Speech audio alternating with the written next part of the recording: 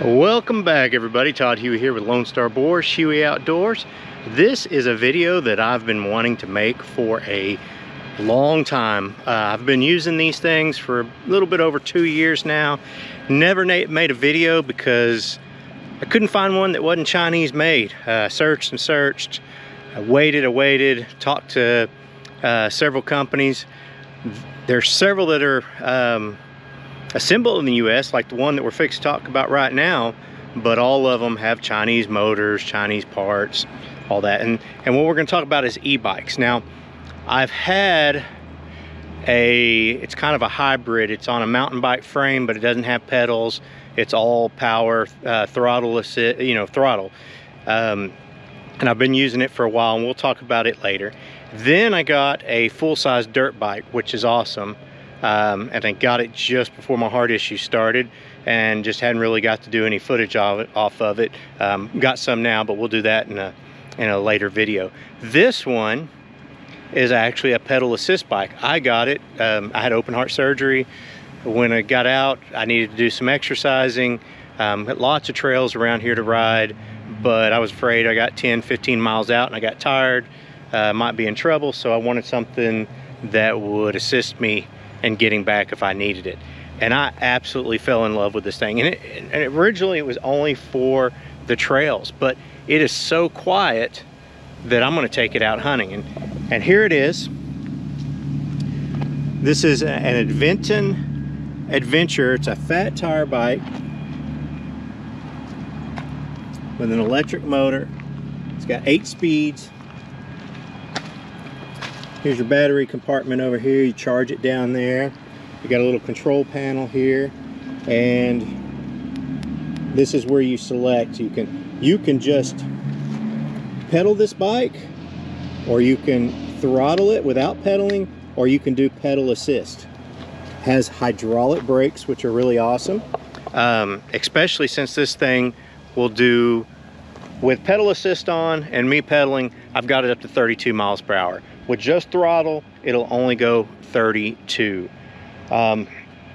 So we're fixing to load it up in the truck, take it up to the shop, get a few mods done, and then we're gonna take it out and see how it does hunting. Can't leave anything stock very long.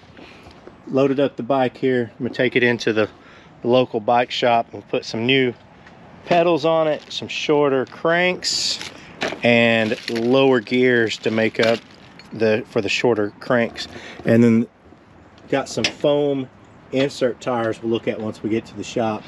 But one of the big things around here is cactus, rocks, and really mesquite thorns make it a pain in the rear to drive around, especially chasing after these hogs. So we're gonna put those run flats on and see how they do. They're different. All the other bikes I've run, I've put the moose foam inserts in. These are kind of a blend. They're gonna have a tube with a foam outer laying in them. I don't know, I've never used this before, and I hadn't even seen them yet. They're at the shop. We're gonna go look at them now.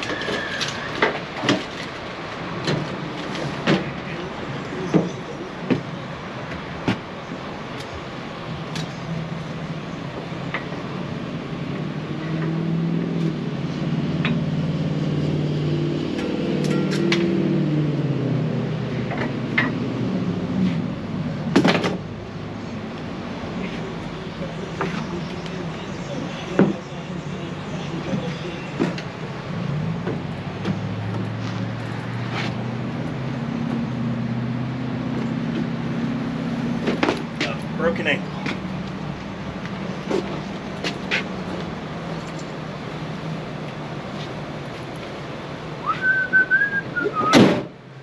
All right, we're gonna go in here, get a good, this is my local bike shop, filming that.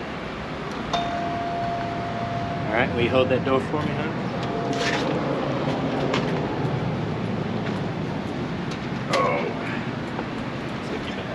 Oh yeah. I rode it almost every day except for today because I've been busy. It's awesome. I love it. Good. I'm glad I took those fenders off. The fenders, they were making a lot of noise. Yeah. I've already put the phone holder up here, GoPro, and then we got a 360.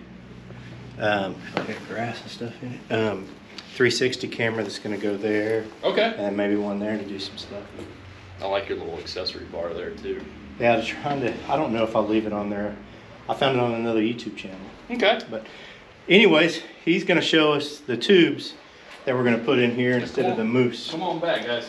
I've never seen these before. I heard about them. He's the one that told me about them. Or you want me to put the bike? You can just keep kickstand right there, it's fine. All right. So these are the foam tubes. Right, so two things. So I'm Jordan Barham. I'm the owner of Bike Labs here in Mansfield. We do lots of custom work on electric e-bikes and kind of anything that hunters need. One of the biggest complaints with these like fat bikes and these e-bikes specifically with guys that are really riding them is you run into a lot of problems with flats. So it's a normal bicycle, it's got a tire, it's got an inner tube in it, but specifically with these bigger fat tire bikes, they have to make the actual tire pretty thin. Otherwise it won't roll real well, but if they make it thick, kind of like a moto tire, it's gonna be so thick and heavy that it's not really worth your time. So what a lot of guys will do, the first thing is put sealant in their tires. The second thing, they'll go tubeless, which works well, but requires quite a bit of upkeep. And the third is doing kind of like a hybrid mixture, and that's what brings this here. So these are a lot like the, we call them moose inserts. Yeah, so you put moose inserts in my other bike, but it had motorcycle tires. Yep, so when you start talking about DOT tires and like moped tires, basically what those are, they have a much bigger bead on the tire, so they'll actually like hold on without actually popping off the rim. Whereas with these, they don't really have that, so they need a little extra help. So that's where these come in. So it's basically like a moose insert, but it's actually pretty hollow on the inside. So the idea is that you actually put a tube in it, but it's a much smaller inner tube, and really it's meant to just kind of have it hold its shape as you're riding it. So you're still gonna get, you know, that real good ride feel of having the inner tube and everything in there, but you're gonna have the protection of the foam. Yeah, it's much thicker up here. Yep, and so the idea is that you're not gonna get as many, you know, sidewall strikes from like thorns and stuff, but really the majority of the foam is gonna be on the actual tread. And then the tube inside, I can still put sealant inside of it. Yep, yep. And we'll put an actual like a thicker thorn-proof tube in there and then put sealant in it, so it's gonna be about as bomb-proof. I mean, that's been the biggest problem I've had with any of this. I get out, you know, 10 miles from wherever I'm at, and then I get a flat because of all the mesquites. Yep. Mesquites drive me crazy. Yep, and it's similar with like what mountain bike guys are doing, but what we're finding is on an improved mountain bike trail, you can get away with a lot more on a tubeless tire, mainly because you can do lower pressures a lot like the Jeep guys do for like rock crawling and stuff. But for what you're doing with this, you're not so necessarily worried about ride quality. You're worried about like just getting in and out. Yeah. Whereas something like this is about as bomb-proof of a tire setup as we've been able to find. I actually ordered the seat tube for this with the shock on it. Yep, yep. So I have one you can see here. So these work really well. It just kind of gives you like, I want to say it's like 25 mils or something like that, or 30 mils. It's just enough to kind of take that edge off as you're riding. And I figured these were going to ride a little bit rougher. I don't know. I mean, they could, but what you can do, you find out soon. Well, you have your pressure on it. When that left, it was at 20. And I do that because if you're riding, you're worried about pinch flatting. So like if it's too low, that rim will basically strike something and it'll put like a snake bite into your tube and leak. With this, you're not necessarily as worried about that because you have a layer in between that before it gets there. Oh, so you can run them lower. You can run them lower. Awesome. So they should be able to give you more grip and more compliance as you're riding, just because it's not going to have to be rock hard of a tire is the idea. These things are great. They're called Tanus, I think is how you say it. T-A-N-N-U-S, Tanus. Yeah, I'd never heard of these before until you told me about it. Yeah, they use them. In fact, when you first told me, I thought it was going to be the moose, the full moose insert. I didn't know it had the tube in it. And I looked, you can do them with certain things, but we've always found if you're really, especially on e-bikes, the faster you go, you're more likely to roll your tire off the rim. Okay. And that's not only a day ender, that's a weekend ender. Yeah. You know, and with something like this, it's going to be a lot more reliable, and I think that's kind of what you're looking for. Oh, yeah. And as far as like ride quality goes, it doesn't get much better. And they do these a lot in like my mountain bike up there that I run tubeless. They make inserts for them, so that way you can run your tires super low and you're not worried about just like smacking your tire on something. It's like a kind of like an armor for your rim, and this is just the step up from that. Awesome. Well, I'm excited, man. And the only other thing too we'll talk about are the crank arms. So this is a pretty common thing for a lot of guys to do with these. So your bike comes with 170 mil crank arms, which are, and I've already been hit. Yeah, they're actually pretty short as far as mountain bike stuff goes. Really? Like mine are 180s. Oh, that tells you anything at all. And so with these, the way the bottom bracket, so where the crank is, it's actually lower because they have to package the battery and stuff in there.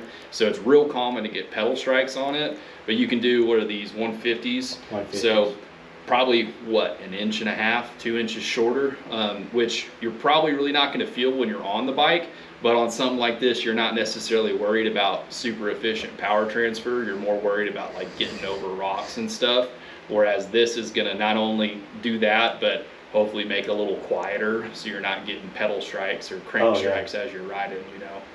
So. And my big long feet were hitting the front tire. Yep. So hopefully that'll move it back. Yep. So they call that your rake, kind of like your breakover angle on a truck. Okay. So the longer you do that with your wheels and everything, the more likely it is to happen. It's still probably, with, I don't know what size boots you wear, it's still probably likely that'll happen, but it won't happen as often. It'll just be only at the like extreme lock type. And I hadn't hit them as much since I took the fenders off. Yeah, I'm sure that helps a bunch. The fender was helping. And it doesn't make as much noise if it's just the tire. Yeah. The fender is making a lot of noise. And I think it looks a lot better without the fender. I think so too. It looks mean without the fenders. And there's some stuff you can do with the fender. You know, some guys like the fender just because it keeps the stuff out of your face. Yeah. You can do plastic, like little half fenders. But I'm not hauling.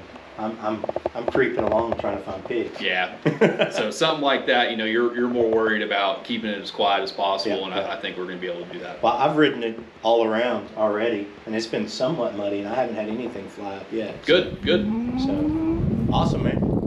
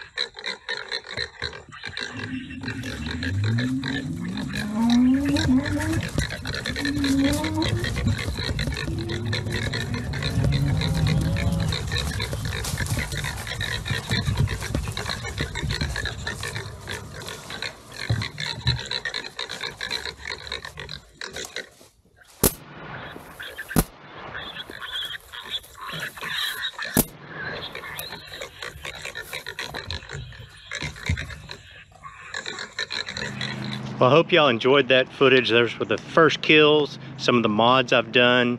I'm going to show the other bikes here in the following videos, and then there'll be a lot more hunting footage from night and day. And even day, I use a thermal monocular to spot them back in the trees when I'm riding around. So there's always some kind of night vision involved with it. Hope you guys enjoyed it. If you want to see more e-bike stuff, and let me know down in the comments, or if you have anything that you want me to look at, I may be getting some extra bikes, because I've really enjoyed hunting this way. It's fun for me. So thank you for watching. Please subscribe if you hadn't, and comment below.